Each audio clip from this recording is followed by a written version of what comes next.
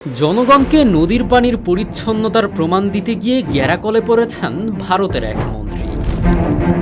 সমর্থকদের ব্যাপক উল্লাসের মধ্যে নদী থেকে এক গ্লাস পানি তুলে বিনা দ্বিধায় ঢক ঢক করে গিলে খান তিনি।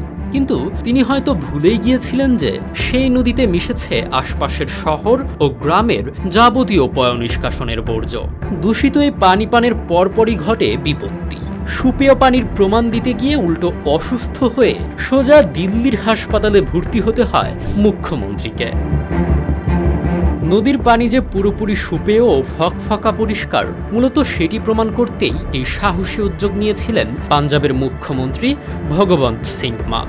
যদিও তার রাজনৈতিক দল আম আদমি পার্টির দাবি এটি কোনো অসুস্থতা নয়, বরং নিতান্তই নিয়মিত স্বাস্থ্য পরীক্ষা, এবং তিনি দ্রুতই বাড়ি ফিরেছেন।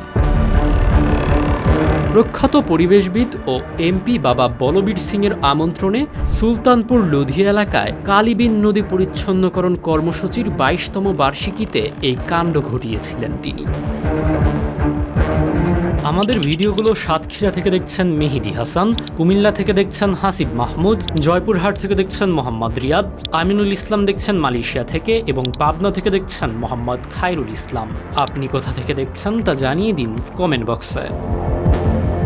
অতি আত্মবিশ্বাসের গ্যারাকলে পড়ার এই হাস্যরসাত্মক ঘটনাটি কিন্তু সাম্প্রতিক নয়, ২০২২ সালের।